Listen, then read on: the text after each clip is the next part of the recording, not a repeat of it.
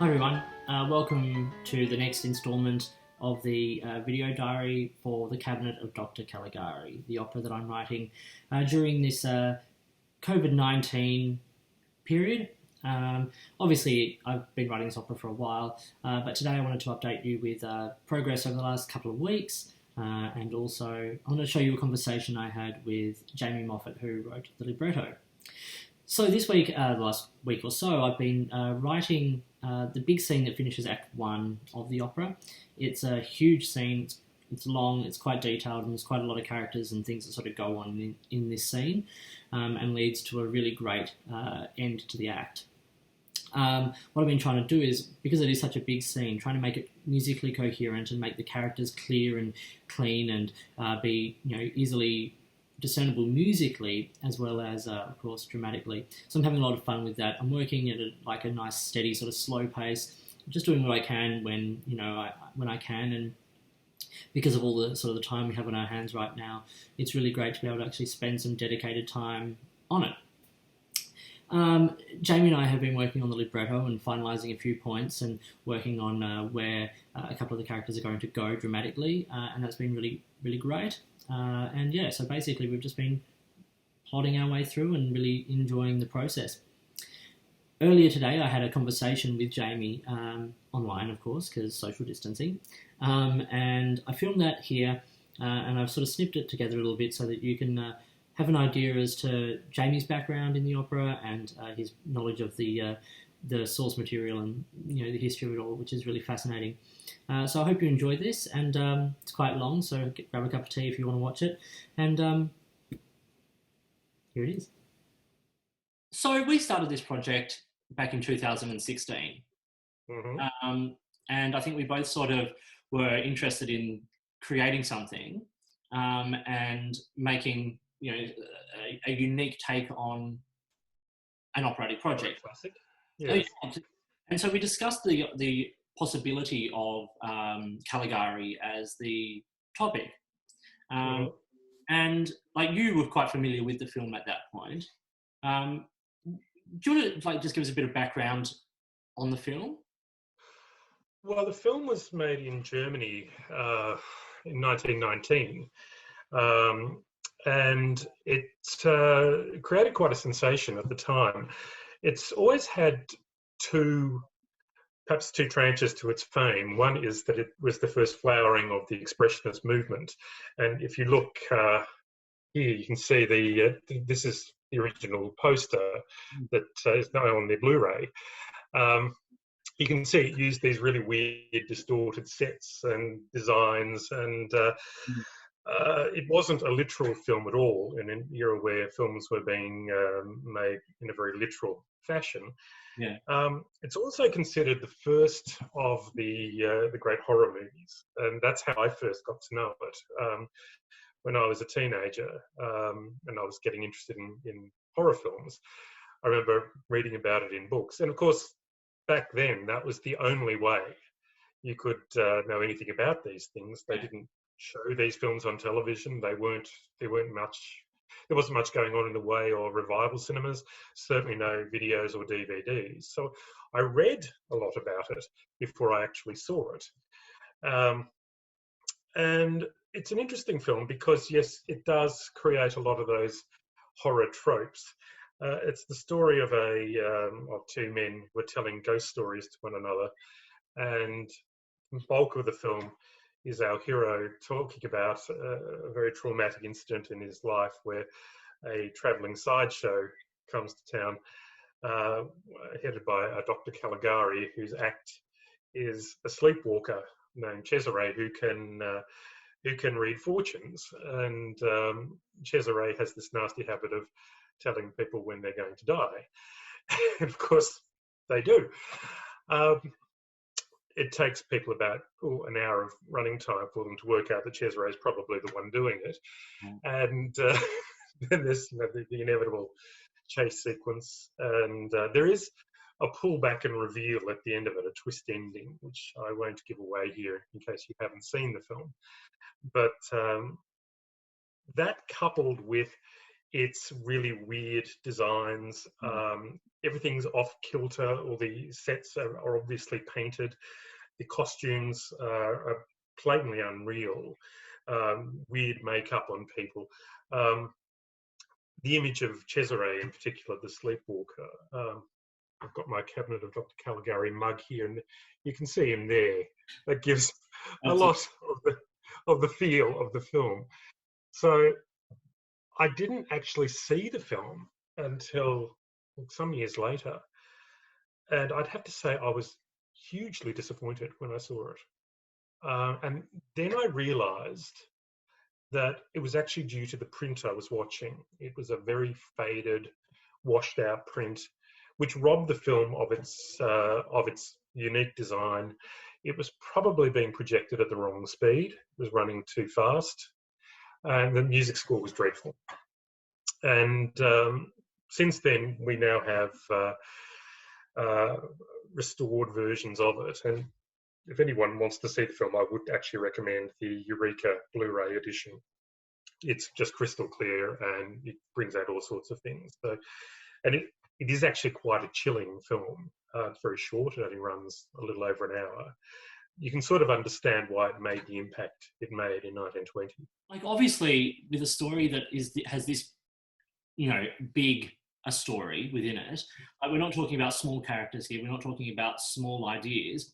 Mm. Is that why you think it works particularly well for an operatic adaptation?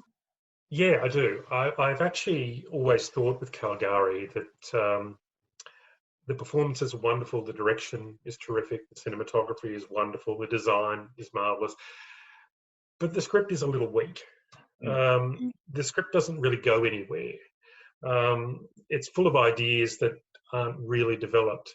But when I watched it, I thought, this is really great opera material, because there's not a lot of plot, but there's a lot of emotional interaction with people.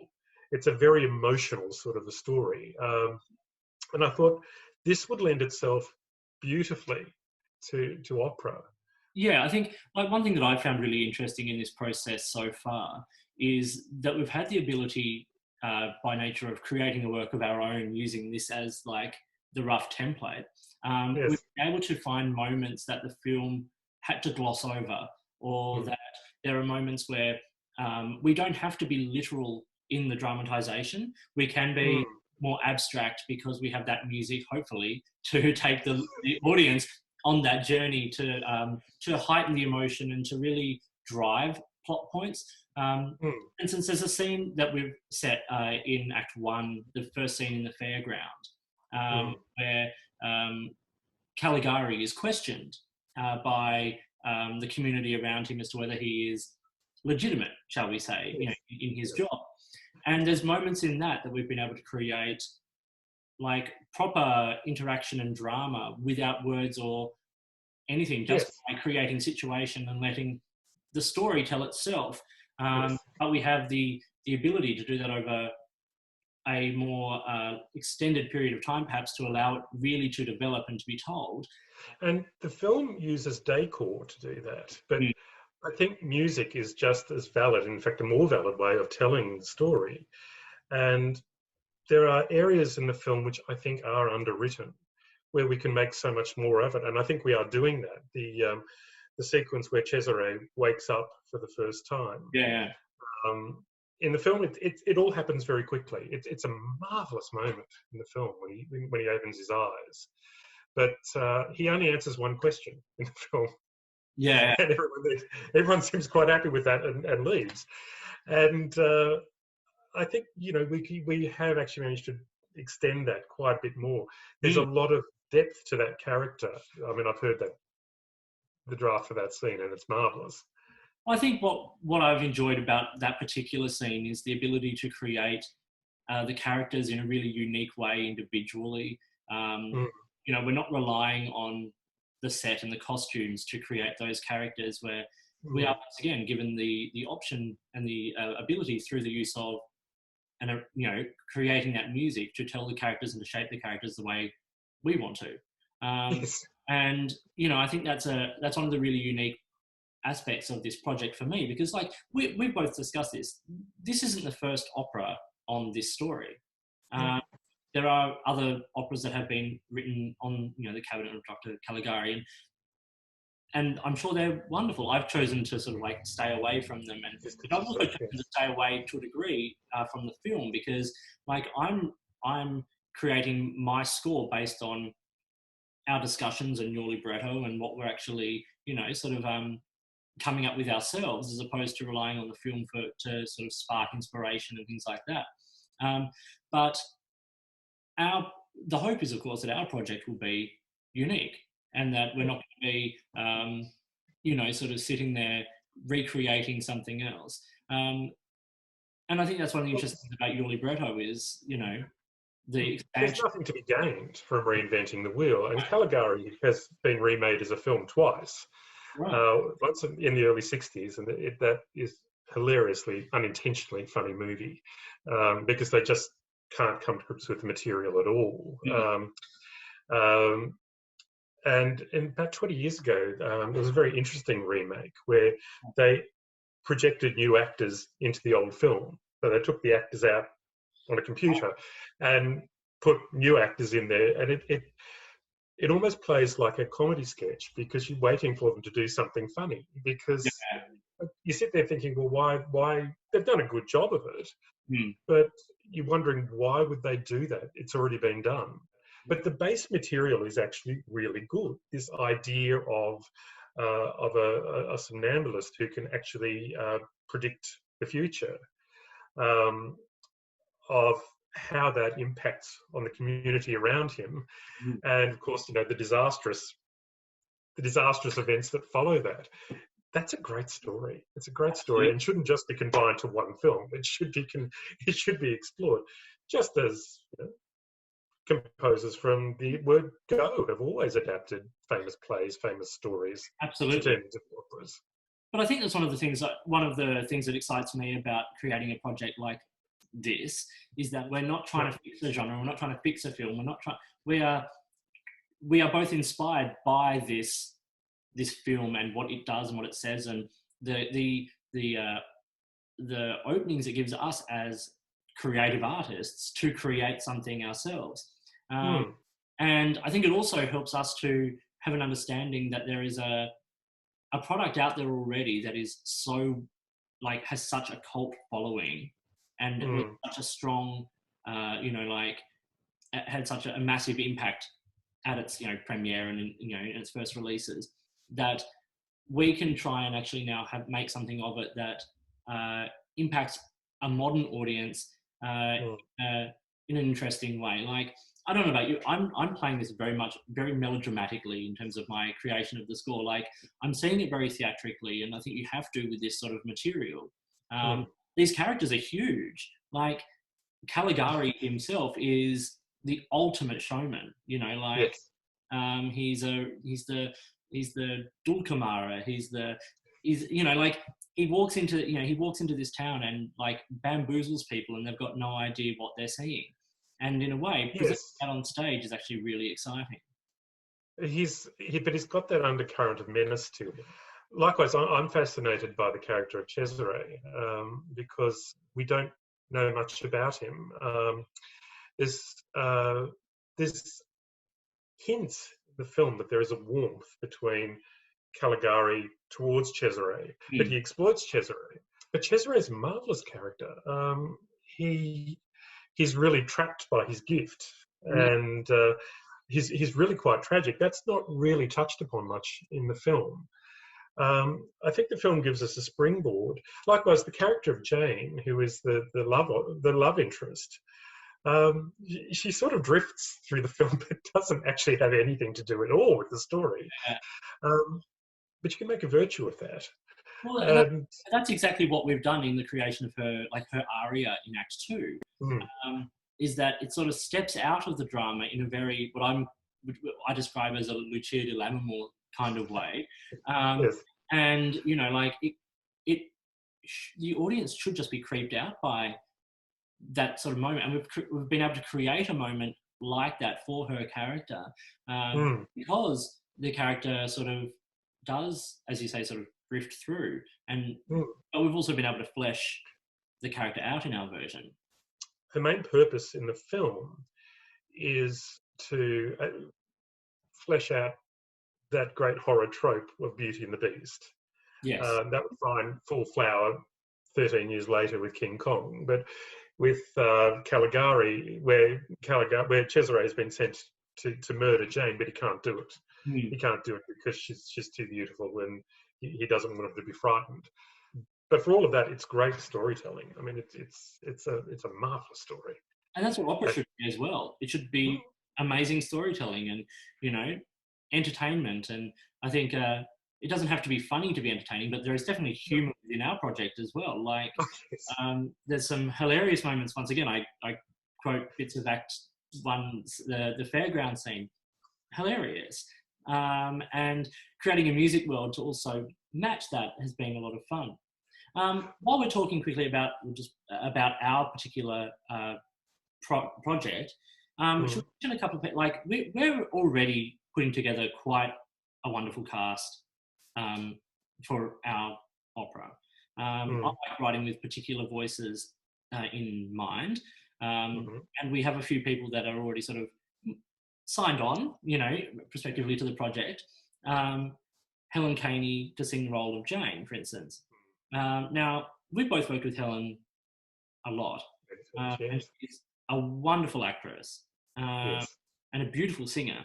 And having someone like that in a role like Jane is sort of quite, you know, quite a gift in a lot of ways. Is there something about like having someone like Helen in mind for a role that helps you create? Oh, very definitely. Helen's voice has that lovely ethereal quality to it, and she's quite capable of, as you say, she's a marvelous actress. She's quite a presence on stage. And her voice, I think, is exactly how I hear Jane. She's because she has that remoteness to her. She never seems to quite connect with people. Not to say that Helen doesn't connect with people; she does very, very well. But Helen, that quality in her voice is exactly the right sort of sound to. And yeah, when we were sort of talking about people, Helen just jumped into my head immediately for this character. She looks the part. She's going to sing it superbly. She's just going to sing. Well, we've already heard her sing the aria, and it's quite exciting. And then of course we have Hugh singing Cesare. Now Hugh is as you said a couple of times, like Hugh's a stage animal. Like he's going to bring an amazing quality to this role, and physically once again, you just know watching him on stage that he's going to bring something really unique to this role. Yeah, well, when Hugh was sort of mooted for the role, I thought then that final part of the puzzle fell into place, because I wasn't quite sure what to do with Cesare. I knew I didn't want him played the way Conrad Veidt plays him in the film. Conrad Veidt, he's marvelous, but he's too sinister for what I had in mind for the character.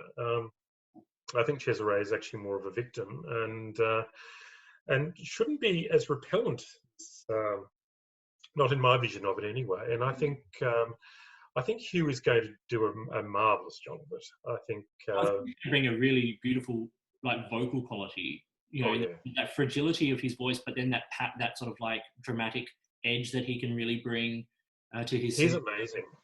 There's a lot of range in his voice. Yeah. So by definition, there has to be something about Cesare that is menacing. But I think he'll carry off that duality really, really well. He's amazing on stage.